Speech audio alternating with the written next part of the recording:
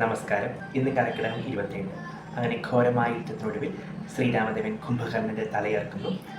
അങ്ങനെ കുംഭകർണ വധത്തിന് ശേഷം നാരദമുനി വരികയും ശ്രീരാമദേവനെ സ്തുതിക്കുകയൊക്കെ ചെയ്യുന്നുണ്ട്. കുംഭകർണൻ മരിച്ച ദുഃഖത്തിൽ രാവണൻ അതികായകനെയും ദേവാന്തകനെയും നരകാന്തകനെയും മഹോദരനെയും മഹാപാർശ്വനെയും മത്തനെയും ഉന്മത്തനെയും ഒരുമിച്ച് യുദ്ധക്കളത്തിലേക്ക് വിടുകയാണ്. അങ്ങനെ അവർ യുദ്ധക്കളത്തിലേക്ക് ചെല്ലുന്നു. ഘോരമായിട്ടുള്ള യുദ്ധം വാനരപ്പടയായിട്ട് അവർ നടത്തുകയാണ്. അങ്ങനെ ഘോരമായിട്ടുള്ള യുദ്ധത്തിനൊടുവിൽ അതികായകനെ ഒഴിച്ച് ബാക്കി എല്ലാ രാക്ഷസന്മാരെയും സുഗ്രീവൻ, അംഗദൻ, ഹനുമാൻ, ജാമ്പവൻ, ലക്ഷ്മണൻ എല്ലാവരും കൂടി അവരെ വധിക്കുകയാണ്. ശേഷം അതികായകൻ യുദ്ധത്തിനിറങ്ങുന്നു. ലക്ഷ്മണനും അതികായകനും തമ്മിൽ വീണ്ടും യുദ്ധം ആരംഭിക്കുകയാണ്. അപ്പോൾ ലക്ഷ്മണൻ എത്ര അമ്പ് തൊടുത്തു വിട്ടിട്ടും അതികായകൻ്റെ ദേഹത്ത് സ്പർശിക്കുന്നത് പോലുമില്ല. അങ്ങനെ ലക്ഷ്മണൻ തുടരെ അമ്പുകളൊക്കെ അതികായകന് നേരെ വർഷിക്കുന്നുണ്ട്. പക്ഷെ ഒന്നും തന്നെ അതികായകൻ ദേഹത്ത് സ്പർശിക്കുന്നില്ല.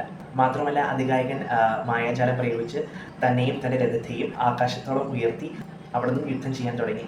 ആ സമയം ഹനുമാൻ സ്വാമി വന്നിട്ട് ലക്ഷ്മണനെ തോളിലേറ്റുകയും ഹനുമാൻ സ്വാമി വലിയൊരു പർവ്വതത്തോളം വളർന്ന് അവരും നേർക്കുനേർന്നത് യുദ്ധം ചെയ്യാൻ തുടങ്ങുകയാണ്. പക്ഷെ എത്ര ആമ്പയിലിട്ടും അതികായകനെ വധിക്കാൻ ലക്ഷ്മണകുമാരനെ കഴിയുന്നില്ല. അപ്പോൾ ആ സമയം വായുദേവൻ ലക്ഷ്മണകുമാരൻ്റെ അടുത്ത് വരികയും ലക്ഷ്മണകുമാരനോട് അതികായകന് ലഭിച്ച വരദാനത്തെക്കുറിച്ച് പറയുകയും ചെയ്യുന്നുണ്ട്. ബ്രഹ്മദേവനിൽ നിന്നും അതികായകന് ഒരു വരം ലഭിച്ചിട്ടുണ്ട്. ബ്രഹ്മാസ്ത്രം കൊണ്ടല്ലാതെ അവനെ വധിക്കാൻ കഴിയില്ല. ബ്രഹ്മാസ്ത്രം ഉപയോഗിച്ച് അവനെ വധിക്കുവാൻ പറഞ്ഞ ശേഷം വായു ഭഗവാൻ അവിടെ നിന്നും അപ്രത്യക്ഷനാവുകയാണ്. ഇതെല്ലാം കേട്ട ലക്ഷ്മണകുമാരൻ ബ്രഹ്മാസ്ത്രം പ്രയോഗിക്കുകയും അങ്ങനെ ലക്ഷ്മണകുമാരൻ അതികായകനെ ആ ദിവസം വധിച്ച് യുദ്ധം അവസാനിപ്പിക്കുകയാണ്. അതികായകൻ മരിച്ചറിഞ്ഞ രാവണൻ കൊട്ടാരത്തിൽ ദുഃഖിച്ചിരിക്കുകയാണ്.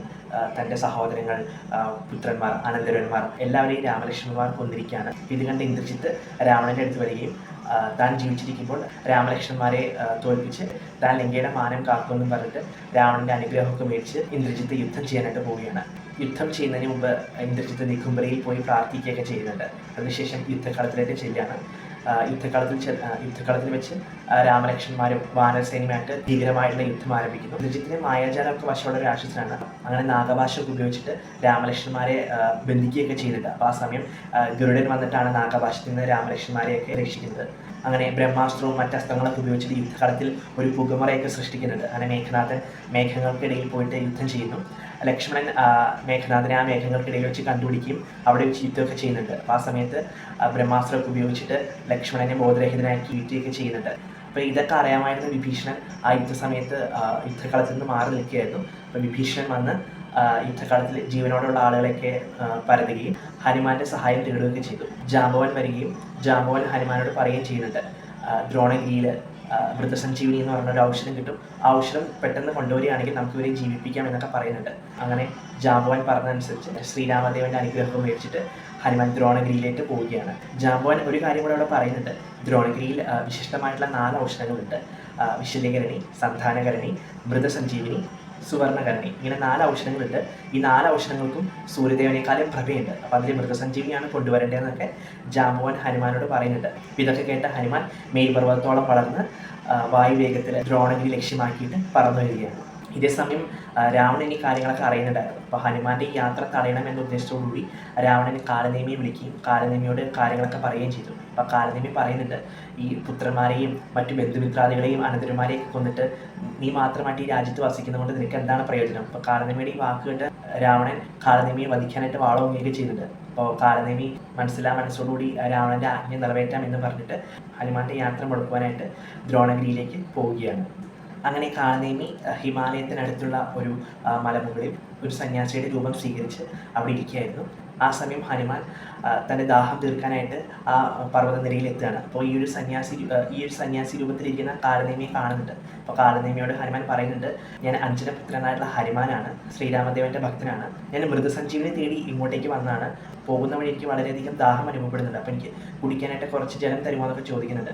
അപ്പോൾ കാലനേമി പറയുന്നുണ്ട്, തൊട്ടപ്പുറത്തൊരു തടാകമുണ്ട്, ആ തടാകത്തിൽ പോയിട്ട് നിനക്ക് വേണ്ടുവോളം വെള്ളം കുടിക്കാമെന്ന് പറഞ്ഞിട്ട് ഒപ്പം മായാജാലത്താൽ സൃഷ്ടിച്ച ഒരു ബാലകൻ്റെ കൂടെ ഹനുമാനെ ആ തടാകത്തിലേക്ക് വിടുകയാണ്. അപ്പോൾ ഹനുമാനോട് പറയുന്നുണ്ട്, നീ കണ്ണടച്ചുകൊണ്ട് ആ തടാകത്തിൽ നിന്ന് വേണ്ടുവോളം വെള്ളം നീ കുടിച്ചോളൂ എന്നൊക്കെ പറയുന്നുണ്ട്.